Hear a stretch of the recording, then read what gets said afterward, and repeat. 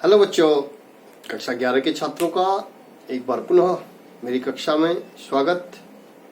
बच्चों, जैसे कि आपको पता है, हम पढ़ रहे हैं सेंटर ऑफ मास, द्रव्यमान केंद्र, और आज हम करने वाले हैं इस लेसन से संबंधित द्रव्यमान केंद्र से संबंधित कुछ इम्पोर्टेंट आंकिक प्रश्न। ठीक है, जो इस प्रकार से हैं। पहला क्वेश्चन है, 2 केजी तथा 1 केजी द्रव्यमान के दो पिंड हैं। 1,2 तथा -1,3 बिंदुओं पर स्थित है। इससे बने निकाय के द्रव्यमान केंद्र की स्थिति ज्ञात कीजिए। आप देख रहे होंगे क्वेश्चन में दिया गया है कि 2 केजी और 1 केजी द्रव्यमान की, अर्थात हम इसको किस प्रकार से करेंगे। हम आंसर देखते हैं क्वेश्चन 1 का। हमें दिया क्या है, सबसे पहले हमने ये देखना है। हमें दिया गया है M1 बराबर दे रखा है 2 केजी, ठीक है। M2 दिया है 1 केजी, ठीक हो गया। द्रव्यमान के दो पिंड है, हमें निर्देशांक दे रखे हैं, ठीक है। ये बिंदु हैं 1 और 2, -1 और 3। तो यहां पर इसको कहते हैं भुज और ये हुई कोटि। अर्थात हमेशा जो निर्देशांक होते हैं निर्देशांक x और y, ठीक है। तो यहां पे दो तरीके से हमें दिया गया, तो हम इसको मान लेते हैं x1 y1 x2 y2। तो हमें देखना है x1 हमारे पास दिया गया है 1, ठीक है। x2 दिया गया है -1, yn हमारे पास 2 और y3 क्या दे रखा है y1 2 और y2 3। तो हमें निकालने हैं द्रव्यमान केंद्र की स्थिति। अर्थात जो द्रव्यमान केंद्र की स्थिति है वहां पर जो निर्देशांक है, माना द्रव्यमान केंद्र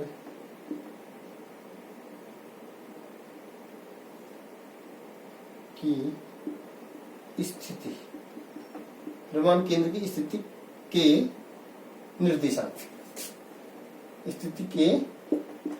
निर्देशांक, x y है। तो x बराबर निकालना है हमने। x बराबर हो जाएगा m1 x1 plus m2 x2 बटे m1 प्लस m2। यदि हमने जो द्रव्यमान केंद्र है, चूंकि जो निकाय है वो दो कणों से मिलकर के बना हुआ है, हमें पता है जब निकाय दो कणों से मिलकर के बना हुआ है m1 और m2, ठीक है। तो द्रव्यमान केंद्र इनके बीच में कहीं ना कहीं होगा। जो सेंटर ऑफ मास होता है वो दोनों बिंदुओं के बीच में कहीं ना कहीं जो बिंदु होगा वहां पर सेंटर ऑफ मास निकालना है, ठीक है। सेंटर ऑफ मास CM, मानो वो बिंदु हमारा है जहां पर, वहां पर निर्देशांक है x और y, ठीक है। जहां पर हमारे वहां पर निर्देशांक क्या है x और y, ये स्थिति में दिया गया है। जहां पर हमारा जो कंडीशन है, जहां पर दो बिंदुओं से यदि इस तरीके का होगा, यदि निर्देशांक इस तरीके से होगा, मूल बिंदु O से उसकी स्थिति x और y है, और यहाँ पर जो निर्देशांक है इस तरीके से कोई बन रहा है, ठीक है, A और B, ठीक है। जहां A का जो द्रव्यमान है वो कितना बताया 2 केजी, और इसका क्या है मानो सपोज 1 केजी, और मूल बिंदु से इनकी स्थिति, मूल बिंदु से A की स्थिति और मूल बिंदु O से B की स्थिति, ठीक है। तो x y में इसके निर्देशांक दिए गए हैं, इसके भी निर्देशांक दिए गए हैं, ठीक है। तो हमें निकालना क्या है, हमें माना जो सेंटर ऑफ मास है, इन दोनों दो बिंदुओं से बना जो निकाय है, दो कणों से बना जो निकाय है, उसके बीच में कहीं ना कहीं होगा C। तो उसकी मूल बिंदु से जो स्थिति है, मूल बिंदु से जो स्थिति होती है उसको हम कहेंगे x और y। वहां पे निर्देशांक क्या होंगे x y है।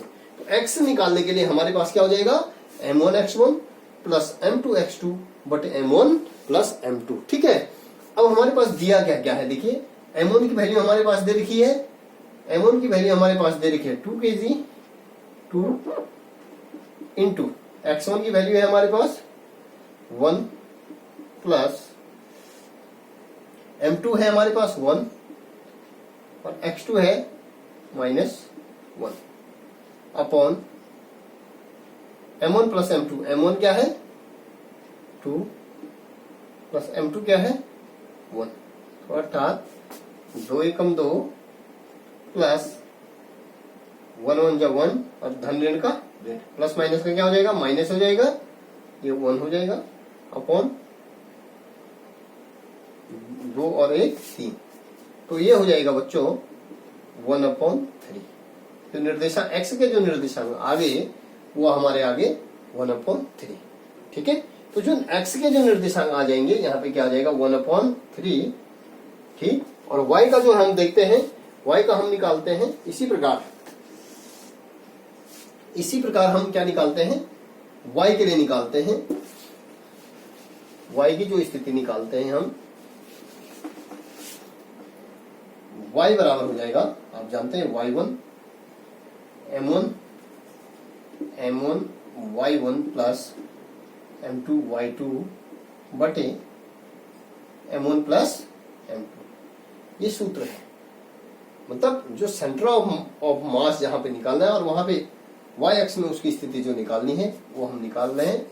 तो m1 की वैल्यू हमारे पास 2 kg, y1 की वैल्यू हमारे पास क्या है x1 y1 into 2 plus m2 की वैल्यू क्या है 1 और y2 की वैल्यू हमारे पास क्या है 3 upon m1 plus m2। m1 हमारे पास क्या है 2 और m2 है 1, तो ये हो जाएगा 2 दूना 4 प्लस 3 एकम 3 अपॉन ये हो जाएगा 2 और 1 3, 7/3। y एक्स पर जो स्थिति हो जाएगी वो हो जाएगी y बराबर 7/3 और x बराबर क्या था 1/3। तो जो निर्देशांक होंगे, ठीक है, द्रव्यमान केंद्र के जो निर्देशांक होंगे, द्रव्यमान केंद्र की स्थिति, द्रव्यमान केंद्र की स्थिति होगी वो होगी x y, ठीक है, और x तो ये हो जाएगा, x हो जाएगा 1/3, y हो जाएगा 7/3। ठीक है, ये हो जाएगा 7/3। तो ये जो है हमारे क्या हो गए, क्वेश्चन नंबर 1 का जो आंसर हो गया। ठीक है, अब क्वेश्चन नंबर 2 हम देखेंगे। क्वेश्चन नंबर 2 हमारे पास दिया गया है, क्वेश्चन नंबर 2 हमारे पास दिया गया, उसको भी हम सॉल्व करते हैं। Question number 2 sorry question number प्रश्न संख्या 1 का ख। देखिए 2 kg तथा 1 kg के दो पिंड 3 मीटर की दूरी पर स्थित हैं, तो निकाय के द्रव्यमान केंद्र की स्थिति ज्ञात कीजिए। अब हमने क्या करना है, दो कणों से मिला जो बना जो निकाय है और उनके बीच की जो दूरी है वो 3 मीटर है, अर्थात m1 हमारे पास दिया गया है 2 kg, m2 दिया गया है 1 kg, ठीक है, 2.0 है और 1.0 है। ठीक है, ये हमारे पास दिया गया है, और चूंकि दोनों के बीच की दूरी वो दे रखी है हमारी 3 मीटर, दोनों के बीच की दूरी माना m1 और m2 के बीच की दूरी 3 मीटर है। ठीक है, तो यहां पर जो है हम जो है मूल बिंदु से इनकी जो स्थिति होगी, मूल बिंदु O से जो स्थिति होगी इनकी, वहां पर जो है इनके बीच में सिर्फ सेंटर ऑफ मास होगा, वो मानो सपोज यहाँ पे है सेंटर ऑफ मास C है, तो यहां पर देखिए ये 2 kg है, इसकी स्थिति क्या है 2 kg, m1 बराबर 2 kg और m2 बराबर 1 kg। तो आप देखेंगे कि जो माना सपोज, या हम कह सकते हैं कि मूल बिंदु से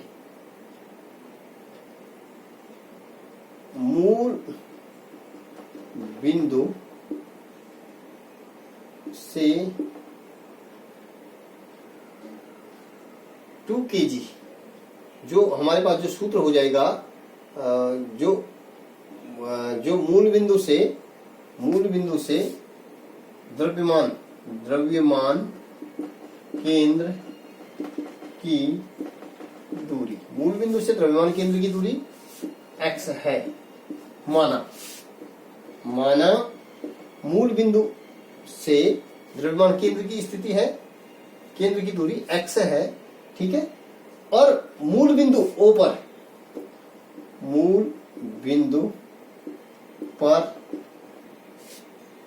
2 kg द्रव्यमान है, ठीक है। मूल बिंदु O पर 2 kg द्रव्यमान है, ठीक हो गया। और उनके बीच की जो दूरी है वो दे रखी है हमारे पास, उनके बीच की जो दूरी है वो 3 मीटर है। तो हमारा जो सूत्र हो जाएगा बच्चों, वो सूत्र हो जाएगा, माना x निकालना हमने, द्रव्यमान केंद्र की स्थिति निकालनी है। तो द्रव्यमान केंद्र की स्थिति मूल बिंदु से x है, x बराबर ये हो जाएगा हमारा, x बराबर m1 x1 plus m2 x2 बटे m1 प्लस m2। m1 क्या है हमारे पास 2 kg इंटू x1 क्या है, x1 हमारे पास जो है वो 0 है, क्योंकि जो मूल बिंदु से पर जो 2 kg की स्थिति है वो 0 पर है, मूल बिंदु पर है। जो 2 kg जो द्रव्यमान है वो मूल बिंदु पर है। और ये हो जाएगा m2 की वैल्यू हमारे पास है 1 kg, ठीक है। और इसकी जो डिस्टेंस है वो क्या है 3 मीटर अपॉन ये हो जाएगा m1 प्लस m2, 2 प्लस 1, ठीक है। तो ये हो जाएगा 3 बटे 3, अर्थात 3 अपॉन 3 हो जाएगा। तो ये हो जाएगा 1। तो मूल बिंदु से जो निकाय के द्रव्यमान केंद्र की स्थिति, निकाय के द्रव्यमान केंद्र की स्थिति मूल बिंदु से 1 मीटर होगी, ठीक है। मूल बिंदु से कितनी होगी 1 मीटर होगी, हम इसको लिखते हैं 1.0 मीटर होगी, ठीक है। तो ये बच्चों, ये क्वेश्चन नंबर हमारा, क्वेश्चन नंबर 1 का हॉबी हमने सॉल्व कर लिया है। अब हमारे पास क्वेश्चन नंबर 2 है, और क्वेश्चन नंबर 2 कहता है, प्रश्न संख्या 2 का आंसर अब हम करने वाले हैं। अब जो प्रश्न नंबर 2 है, वो प्रश्न नंबर 2 आप देख रहे हैं, 3 बिंदु द्रव्यमान है 1 ग्राम, 2 ग्राम और 3 ग्राम के XY तल पर क्रमशः 1, 2, 0, -1 और 2, 3 बिंदुओं पर स्थित है। तो निकाय के द्रव्यमान केंद्र की स्थिति ज्ञात कीजिए। जब निकाय 2 या 2 से अधिक कणों से बना है, तो वहां पर जो हमारे पास जो सूत्र हो जाता है, हम सबसे पहले हम देखते हैं कि क्वेश्चन में दिया क्या क्या है। हमारे पास क्वेश्चन में दिया गया है m1 हमारे पास दिया गया है 1 ग्राम, ठीक है। m2 दिया गया है 2 ग्राम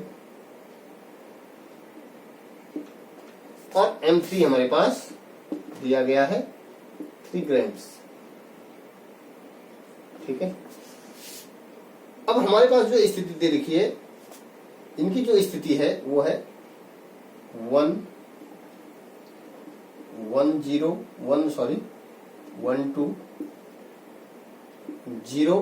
-1, ठीक है। और जो निर्देशांक दे रखे तथा 2 और -3, जो 3 बिंदु द्रव्यमान हैं, 1 ग्राम, 2 ग्राम और 3 ग्राम, उनकी स्थिति एक्स वाई तल पर क्रमशः 1,2, 0, -1, 2, -3 है। तो हमने जो है निकाय के द्रव्यमान केंद्र की स्थिति ज्ञात करनी है कि उस निकाय का, वो जो 3 बिंदुओं से बना निकाय है, उसके द्रव्यमान केंद्र की स्थिति क्या होगी। तो उसके लिए जो है हम सबसे पहले निर्देशांक ले लेते हैं। ये हो गया x1, y1, x2, y2, x3, y3। सबसे पहले हमने निकाल दिया। x1 बराबर हमारा क्या हो गया 1, x2 बराबर आपका 0 और x3 बराबर हमारा 2। उसी प्रकार से y1, y2 और y3 की वैल्यू हमारे पास प्राप्त है, द्रव्यमान भी प्राप्त है। तो हम द्रव्यमान केंद्र की स्थिति निकाय के द्रव्यमान केंद्र की स्थिति, जिसको हम कह रहे हैं क्या, हम कह रहे हैं x1 बराबर, सॉरी हम इसको बोल रहे हैं x बराबर m1x1 plus m2x2 plus m3x3 बटे m1 plus m2 plus m3। 3 द्रव्यमान हमारे पास है और ये जो है कुल द्रव्यमान, निकाय का जो कुल द्रव्यमान है m1, m2 और m3, चूंकि निकाय 3 कणों से मिलकर के बना हुआ है और हमने ये सूत्र लिखा।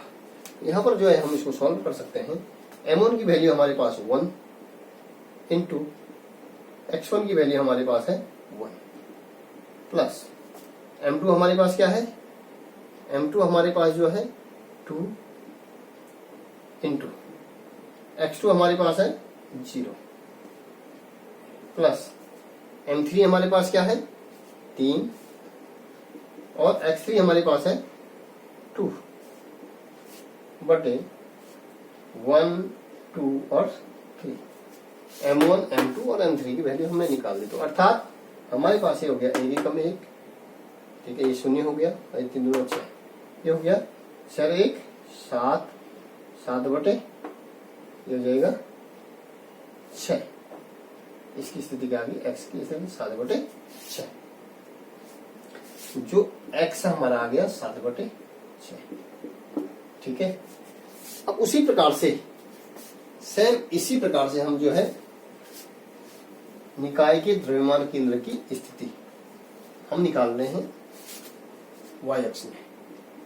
निकाय के द्रव्यमान केंद्र की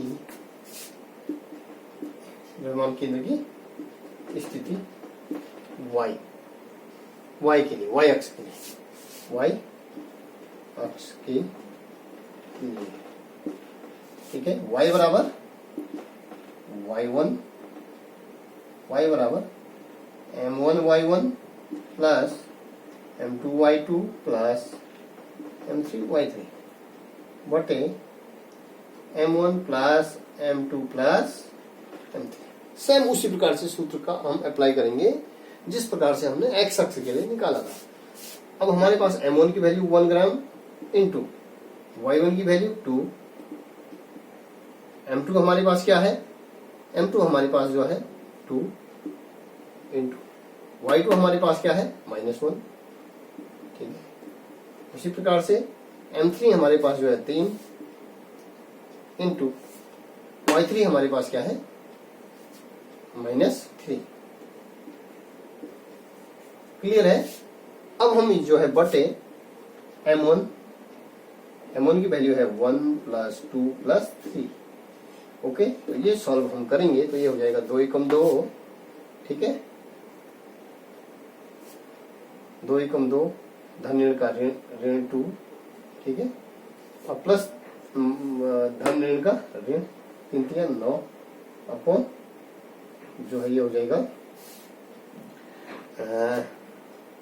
6, ठीक है। तो ये हो जाएगा, ये -2 है और ये +2 है, कैंसिल हो जाएगा। तो ये हो जाएगा -9 अपॉन 6। इसको हम लिख सकते हैं ये हमारा जो आपका सॉल्व हो गया, ये सॉल्व अब हमारा हो गया y बराबर हमारा आ गया -9/6। तो ये हो जाएगा 3 3 9 3 2 6, ठीक है।